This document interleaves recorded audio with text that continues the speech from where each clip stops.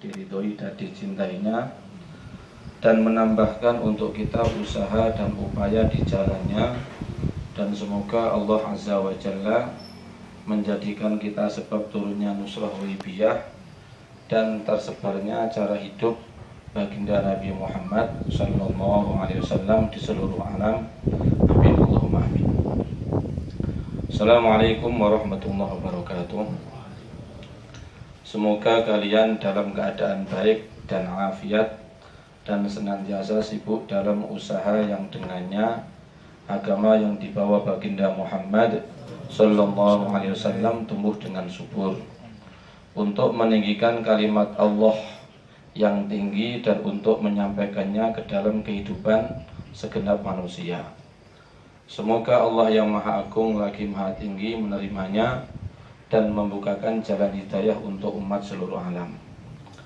Teman-teman yang tercinta, asas usaha nubuwah yang terpenting dan teristimewa yang di atasnya tertegak pondasi agama adalah keluar di jalan Allah Subhanahu wa Ta'ala. Sesungguhnya agama Islam dengan seluruh keindahan dan kebaikannya tidak tersebar di seluruh alam kecuali dengan sebab nafar, khuruj, dan bergeraknya para sahabat radhiyallahu anhum dan orang-orang yang mengikutinya dengan baik. Oleh karena itu khalifah pertama yaitu Sayyidina Abu Bakar As-Siddiq radhiyallahu ta'ala anhu, ketika segelintir umat mengingkari satu bagian agama, beliau berkata, demi Allah, seandainya mereka menahan dariku tali pengikat kaki unta yang mereka berikan di zaman baginda Nabi sallallahu alaihi wasallam, tentu akan aku perangi mereka.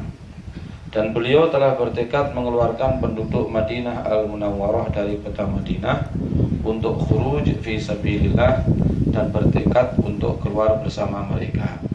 Dan beliau menambahkan, Madinah akan dikosongkan sehingga tidak ada seorang laki-laki pun yang akan memakamkan istri-istri Rasulullah SAW.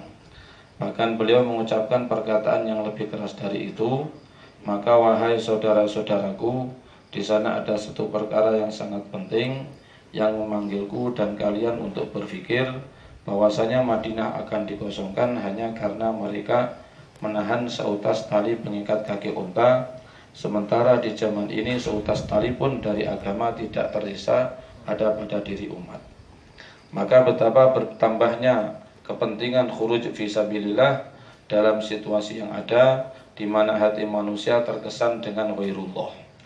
Al-Imam Rabbani Da'i Agung yaitu Syekh Ilyas rahmatullah alaih berkata, menunda atau menangguhkan khuruj fisabilillah menarik kemurkaan dan adab Allah Azza wa Jalla. Dan Syekh yang mulia pakar fikih dan hadis Da'i besar Maulana Muhammad Yusuf rahimahullah berkata, bila mana pergerakan berangkat dan khuruj fisabilillah merata, maka pintu-pintu kemurkaan ilahi akan tertutup dan akan terbuka pintu-pintu keamanan, kesehatan, pertolongan, dan kemenangan. Dan beliau juga berkata, di satu sisi ada urusan keperluan pribadi, rumah, keluarga, dan kemaslahatan individu lainnya. Di sisi yang lain ada urusan umat. Maka orang yang menurutnya urusan umat tidak lebih penting dari urusan pribadi dan individu, selamanya dia tidak akan menjadi da'i dan naib baginda Nabi sallallahu alaihi wasallam. Apabila teman-teman kita para pekerja dakwah khususnya orang-orang lama tidak memiliki sifat seperti Sayyidina Abu Bakar radhiyallahu anhu, yaitu apakah agama dikurangi sementara saya masih hidup, maka arah usaha kita telah berubah. Kita menunggu situasi membaik untuk memikul tanggung jawab usaha agama ini, padahal Allah Subhanahu wa Ta'ala menunggu kita berusaha menolong agama Allah Azza wa Jalla untuk memperbaiki situasi dan keadaan.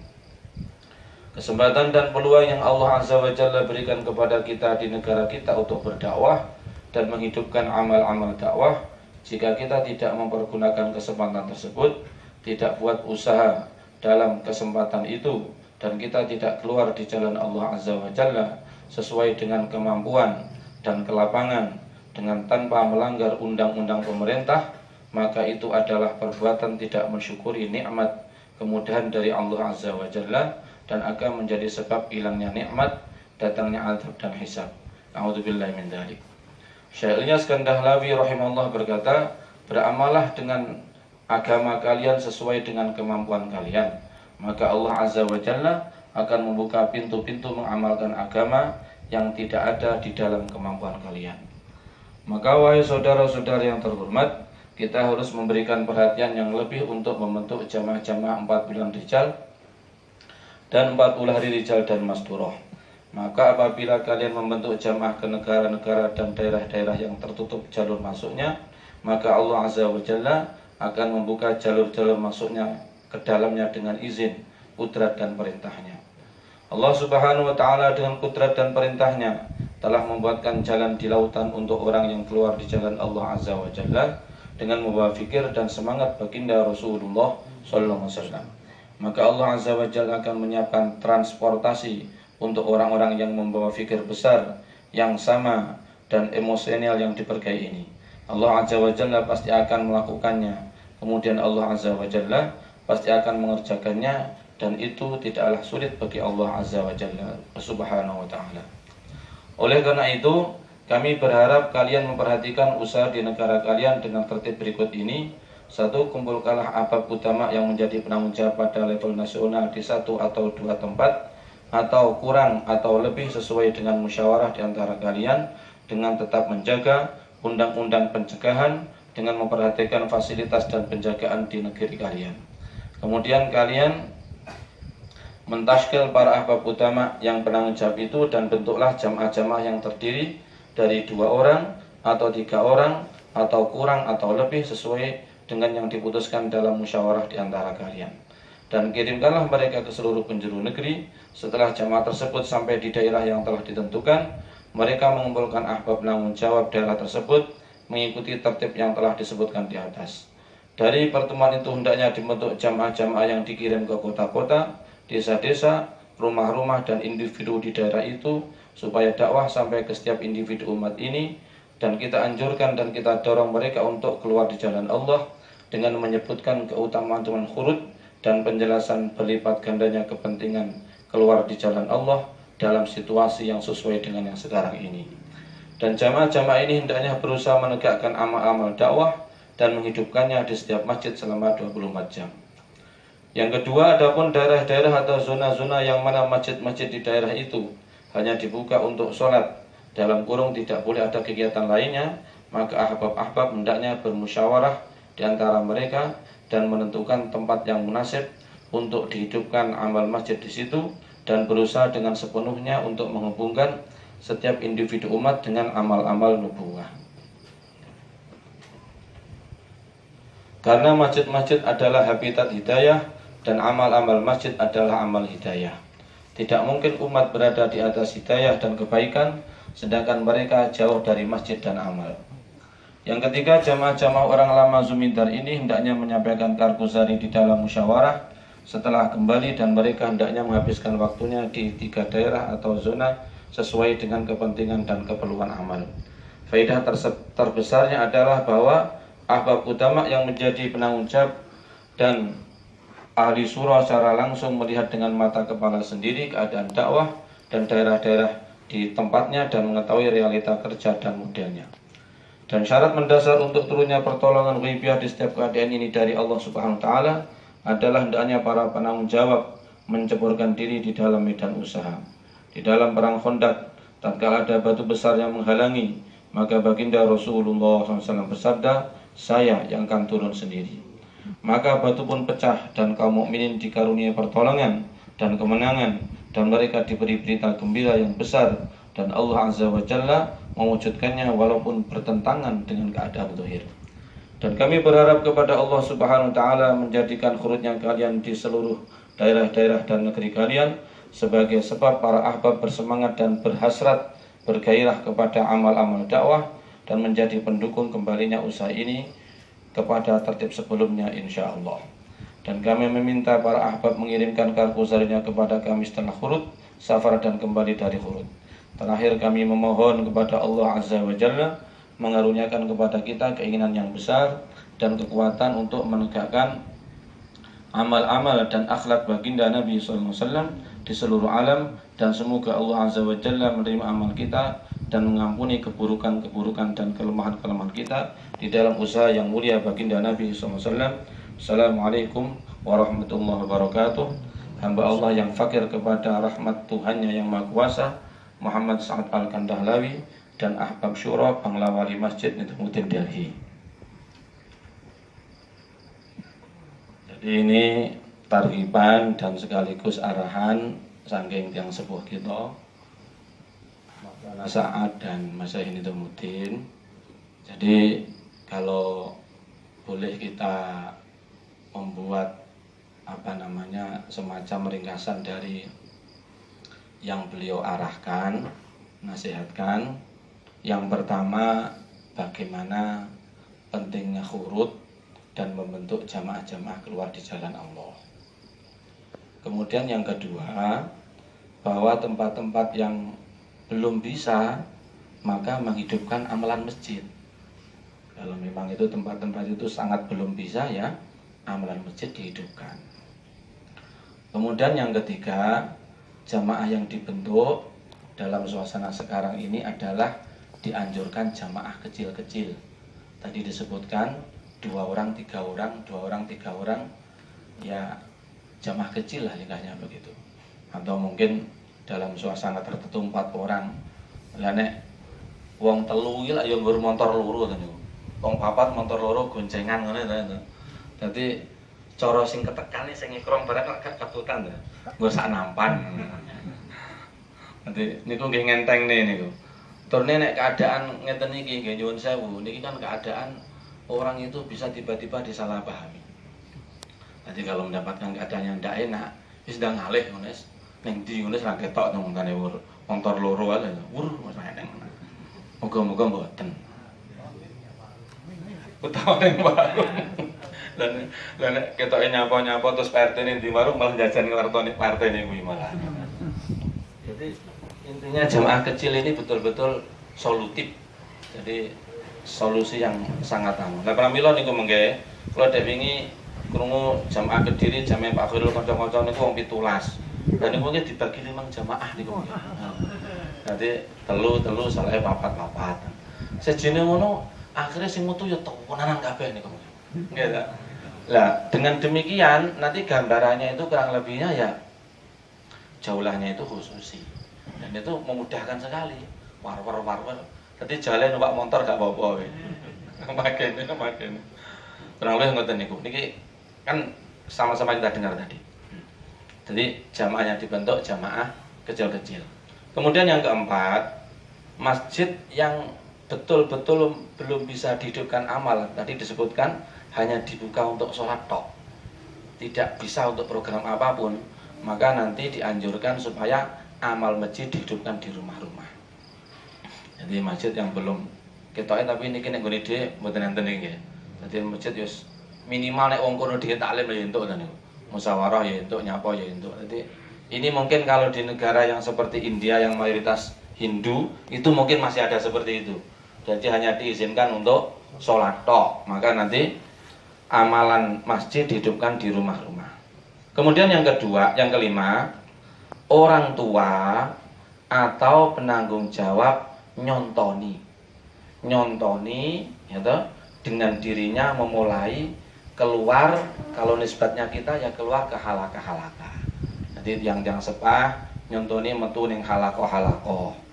Penanggung jawab halaqah nyontoni bentuk jamaah wong loro, wong telu atau wong papat metu ning mahalah-mahalah. Nah, diharapkan dengan seperti itu jamaah-jamaah kecil itu nanti keluar dan juga bisa membentuk taskilan jamaah yang kecil-kecil juga. Kemudian yang keenam, tadi disampaikan bagaimana menyambungkan umat khususnya ahbab karkun kalian amal-amal dakwah. Jadi ya prakteknya ya karkun kanca-kanca sing napa namine sing dereng nyambung niku diteluwateni neh, dipetani neh, dilenggahne, dikhususi dilenggahne ning musyawarah mahalae lan sak piturute. Karena memang dalam suasana seperti ini mengadakan pertemuan-pertemuan besar itu jelas kurang munasib. Karena itu kurang sesuai dengan protokol. Kemudian yang ketujuh, semuanya dilakukan dengan tetap kehati-hatian, sesuai dengan protokol, sesuai dengan aturan-aturan pemerintah setempat, dan juga melihat keadaan setempat masing-masing. Jadi tetap tadi ada penekanan bahwa semuanya tetap sesuai protokol, memperhatikan penjagaan aturan pemerintah setempat dan sapi turut keadaan masing-masing. Kemudian ini tadi kita mudzakarah dengan beberapa orang tua Temboro itu, ya. Sesuai dengan keadaan kita, maka jamaah-jamaah yang dibentuk yang kecil-kecil itu diarahkan untuk dimulai digerakkan dari bawah. Maksudnya dari bawah itu jamaah digerakkan dari mahalahnya. Kemudian kalau sudah oke, nanti dari desanya ngeplak jungke kok wis pundi anu ya hamdallah. Pundi-pundi tempat kok biasa nih nampa jamaah ngeplak. Saya meluas sak kecamatan, saya meluas. Jadi tidak langsung bleber, tapi dimulai dari bawah, dari mahalah, dari desa, akhirnya terbuka, meningkat dan sak piturute niku wau.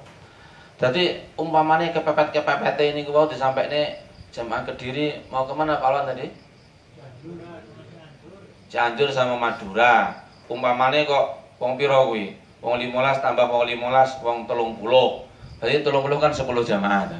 Ya ta. Lah niku mengke ya misale niku ya 6 jamaah gerak ning Kediri, lah engko sing 4 lagi ning liyane. Umpamane ngono kuwi lah. Tapi diutamakne ning daerah dhewe-dhewe, kersane daerah niku ben terbiasa urip sik, ndelok jamaah, akhirnya akrab, lan akhirnya mengke mundak-mundak muga-muga ndang balik kaya saurunge. Lah sejene ngoten nek wong nggone dhewe gerak ning nggone dhewe niku lak menak to. Wis kenal. Terus karo tanggane, ngene gambarane ya nggo motor loro war-war kan penak to kuwi. Bleberono bleberene wis hafal.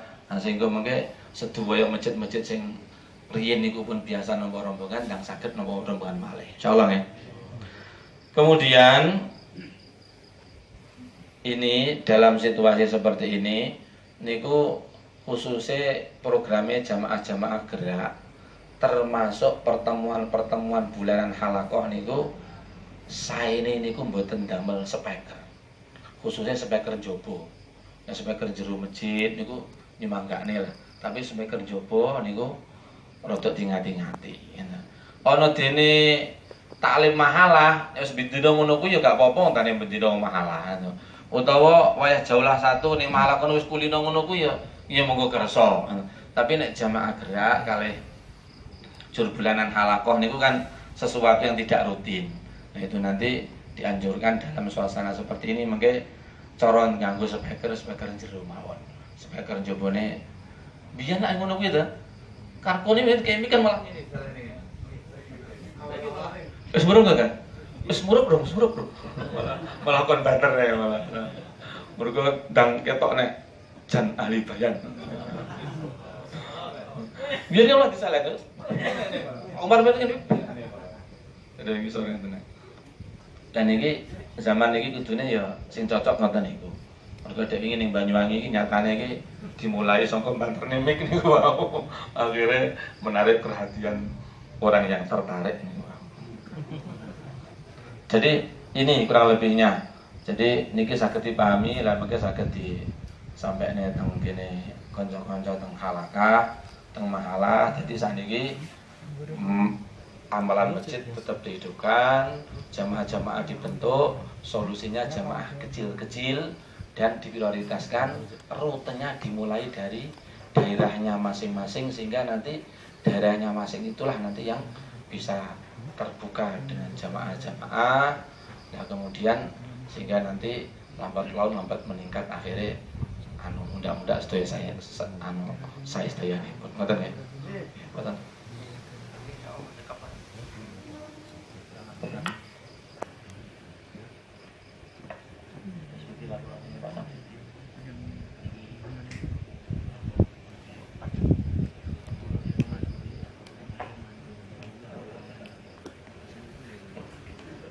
Niki Pak. Niki Pak Salim ngendika justru tambah saya kecil-kecil. Mergane nek kecil-kecil kabeh dadi tanggung jawab to gitu. Dadi mikir kabeh, dadi tenangan kabeh. Muga-muga kelawan ngoten karpun ahbab sedaya meningkat kualitasé. Ngoten nggih. Nah niki mengke disampaikne teng kanca-kanca teng mahalah teng halakah. Lah terus mengke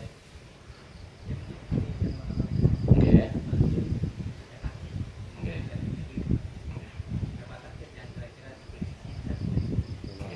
Anu man minggu ngajeng man. Ngoten nggih. Nggih minggu ngajeng mawon ngeta. Lah mengke minggu ngajeng pun kene neh ben rada penak malah. Ngoten nggih. Dadi niki mengke minggu ngajeng disampaikne mengke targete minggu ngajeng nggih. Nggih. Ngoten dian man. Nggih. Sapiah 10 rombongan, alhamdulillah 10 rombongan. Nggih. Nggih. Niki dimusyawarahne sik, nggih dibicarakan kali kanca-kanca niki. Niki sing jelas niki masyaallah saya sangat arahane yang sepah kita sekaligus menyemangatkan juga solutif memberikan solusi tapi tetap menjaga kehati-hatian. Kan ngoten nggih kan? Ngoten insyaallah nggih. Tembara mungkin dibicarakan dia.